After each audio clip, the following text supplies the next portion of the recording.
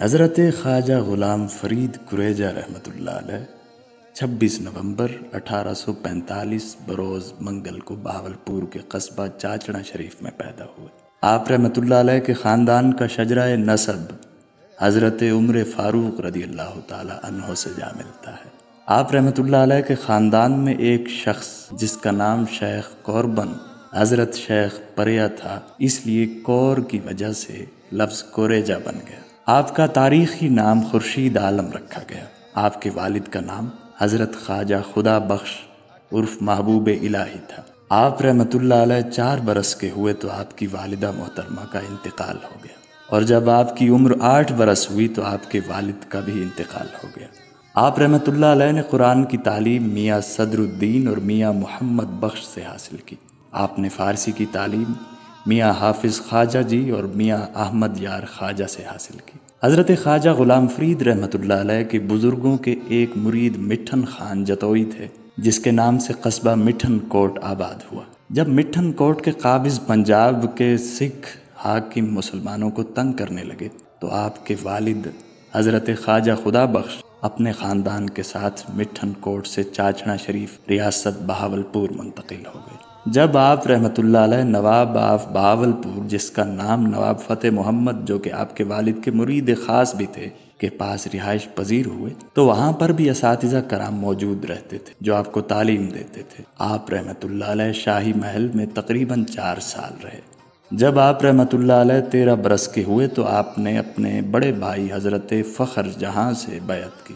جب آپ رحمۃ اللہ علیہ کی عمر 27 برس تھی تو اس وقت آپ کے مرشد اور بڑے بھائی حضرت فخر جہاں کا انتقال ہو گیا۔ پھر آپ رحمۃ اللہ علیہ سجادہ نشین بنے۔ آپ بڑے سخی تھے۔ آپ کے لنگر کا روزانہ خرچہ 12 من چاول اور 8 من گندم تھا۔ تقریباً 100 سے 500 آدمی ہر وقت آپ کے ساتھ رہتے تھے۔ آپ کے پاس جو کچھ آتا سب شام تک غرباء و مساکین میں بانٹ دیتے تھے۔ جب آپ رحمۃ اللہ علیہ نواب صاحب کے ہاں دعوت پر جاتے تو نواب صاحب آپ کو آتے وقت 25-30 ہزار اور وہاں سے روانہ ہوتے وقت بھی 30-40 ہزار پیش کرتے۔ اتنی نظر نیاز حاصل ہوتے ہوئے بھی جب آپ چاچڑا شریف آتے تو اکثر اوقات خرچ کے لیے قرض لے کے آتے۔ آپ کی جاگیر سے سالانہ آمدنی 35,000 روپے تھی۔ آپ رحمۃ اللہ علیہ انتہائی سادہ تھے۔ آپ رحمۃ اللہ علیہ دن میں گندم کی 1 روٹی کھاتے اور رات کو گائے کا دودھ پیتے تھے۔ آپ رحمۃ اللہ علیہ 18 برس روہی چولستان میں رہے۔ آپ رحمۃ اللہ علیہ نے اپنے مرید خاص نواب آف بہاولپور، جس کا نام نواب صادق محمد رابع عباسی تھا، کو نصیحت کی تھی کہ زیر تھی زبر نہ بن متم پیش آمدی ہوگی، یعنی نرمی اختیار کرو، سختی نہ کیا کرو، ورنہ اللہ تعالیٰ تم پر بھی سختی کر سکتا ہے۔ آپ نے شاعری بھی کی اور آپ رحمۃ اللہ علیہ کا زیادہ تر کلام سرائے کی زبان میں ہے، جس کا نام دیوان فرید ہے۔ اس کے علاوہ اردو، عربی، فارسی، پوربی، سندھی اور ہندی میں شاعری بھی کی ہے، اور آپ رحمۃ اللہ علیہ کا اردو دیوان بھی موجود ہے۔ آپ کے سرائے کی دیوان میں 272 قافیہ ہیں۔